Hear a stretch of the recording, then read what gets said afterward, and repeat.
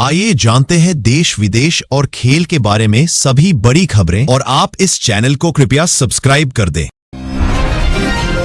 हेमंत सोरेन की प्रशासनिक अधिकारियों के साथ बैठक। झारखंड के मुख्यमंत्री हेमंत सोरेन ने आज रांची में राज्य के वरिष्ठ प्रशासनिक अधिकारियों के साथ अहम समीक्षा बैठक की। बैठक में विकास योजनाओं, रोजगार, शिक्षा और स्वास्थ्य सेवाओं की प्रगति पर चर्चा की गई। मुख्यमंत्री ने अधिकारियों को निर्देश दिया कि जन कल्याणकारी योजनाओं का लाभ अंतिम व्यक्ति तक पहुँचे। उन्होंने स्पष्ट कहा कि काम में लापरवाही बर्दाश्त नहीं की जाएगी। साथ ही समयबद्ध तरीके से योजनाओं को पूरा करने पर विशेष जोर दिया गया।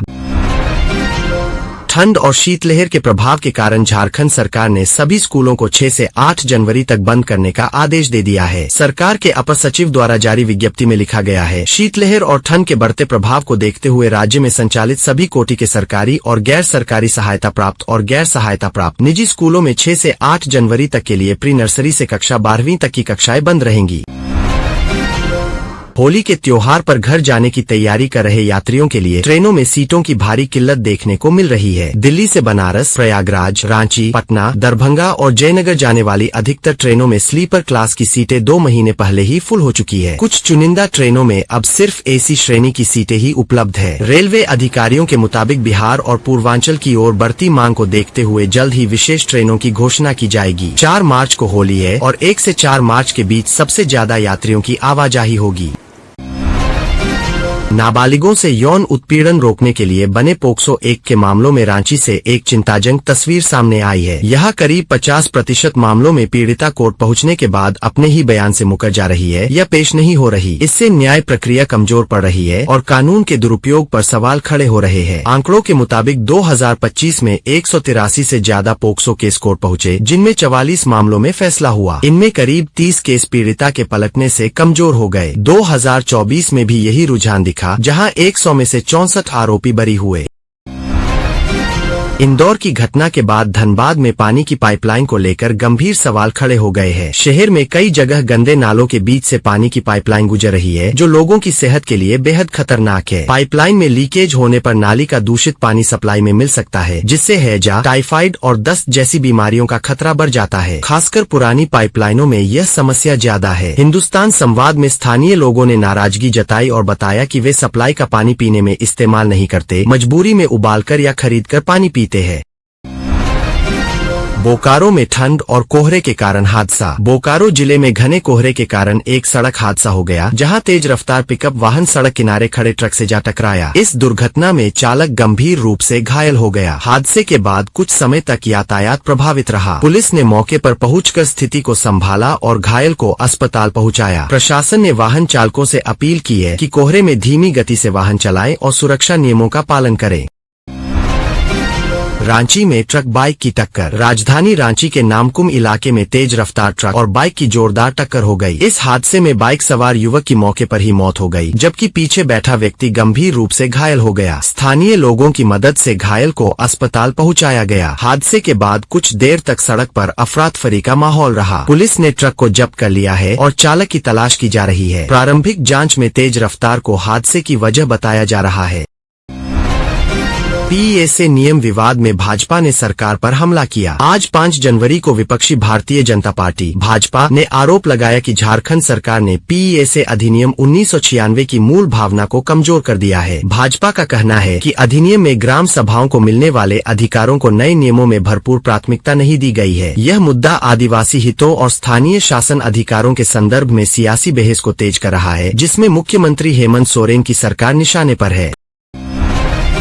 प्रधानमंत्री मोदी ने विकास योजनाओं की समीक्षा की। प्रधानमंत्री नरेंद्र मोदी ने आज नई दिल्ली में केंद्र सरकार की प्रमुख विकास योजनाओं की उच्च स्तरीय समीक्षा बैठक की। बैठक में बुनियादी ढांचे, रोजगार, स्वास्थ्य और डिजिटल इंडिया से जुड़े प्रोजेक्ट्स की प्रगति पर चर्चा हुई। प्रधानमंत्री ने अधिकारियों को निर्देश दिया कि योजनाओं का लाभ समय पर आम जनता तक पहुँचे। उन्होंने राज्यों के साथ बेहतर समन्वय पर भी जोर दिया। सरकार का कहना है कि वर्ष 2026 में विकास की रफ्तार को और तेज किया जाएगा।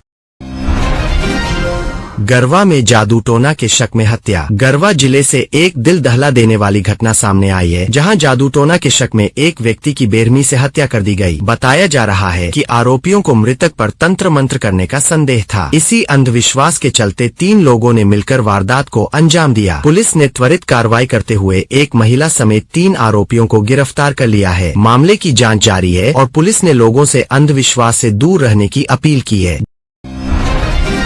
झारखंड में नशा मुक्ति जागरूकता अभियान। झारखंड में युवाओं को नशे से बचाने के लिए राज्य विधिक सेवा प्राधिकरण की ओर से विशेष जागरूकता अभियान शुरू किया गया है। इस अभियान के तहत स्कूलों, कॉलेजों और ग्रामीण इलाकों में कार्यक्रम आयोजित किए जा रहे हैं। युवाओं को नशे के दुष्प्रभावों के बारे में जानकारी दी जा रही है और उन्हें स्वस्थ जीवन शैली अपनाने के लिए प्रेरित किया जा रहा है। अधिकारियों का कहना है कि नशा समाज के लिए गंभीर खतरा है और इसे जड़ से खत्म करने के लिए सामूहिक प्रयास जरूरी है।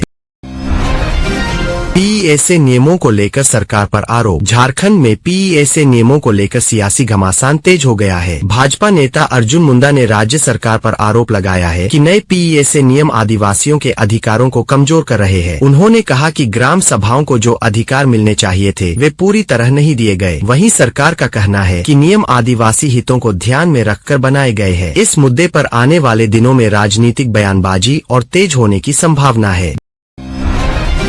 देवघर पहुंचे मुख्य निर्वाचन आयुक्त। मुख्य निर्वाचन आयुक्त ज्ञानेश कुमार झारखंड के देवघर जिले के दौरे पर पहुंचे। इस दौरान उन्होंने मतदाता सूची पुनरीक्षण को लेकर अधिकारियों के साथ समीक्षा बैठक की। निर्वाचन आयुक्त ने निर्देश दिया कि कोई भी पात्र नागरिक मतदाता सूची से वंचित न रहे। साथ ही फर्जी नामों को हटाने और नए मतदाताओं को जोड़ने पर विशेष ध्यान देने की बात कही गई। यह दौरा आगामी चुनावों को निष्पक्ष और पारदर्शी बनाने की दिशा में अहम माना जा रहा है।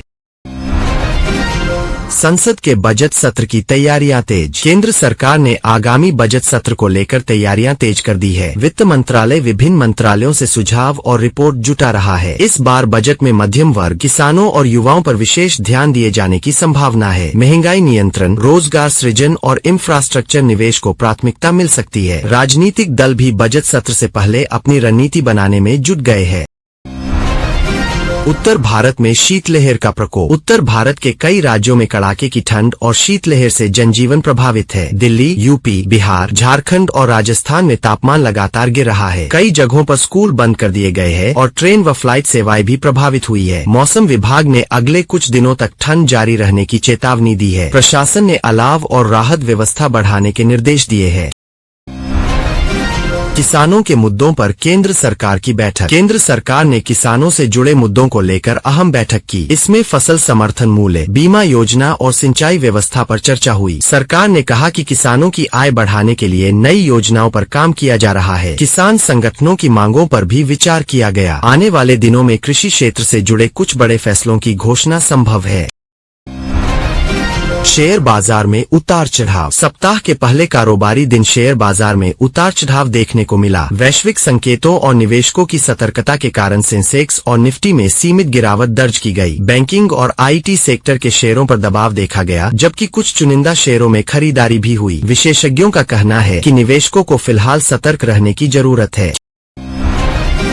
खेल जगत। भारतीय टीम की तैयारियां तेज। आने वाली अंतर्राष्ट्रीय प्रतियोगिताओं को देखते हुए भारतीय खेल टीमों की तैयारियां तेज हो गई है। क्रिकेट, हॉकी और एथलेटिक्स में खिलाड़ी विशेष प्रशिक्षण ले रहे हैं। खेल मंत्रालय ने खिलाड़ियों को हर संभव सुविधा देने का भरोसा दिलाया है। चयनकर्ताओं की नजर युवा खिलाड़ियों पर भी है, जिन्हें भविष्य के लिए तैयार किया जा रहा है।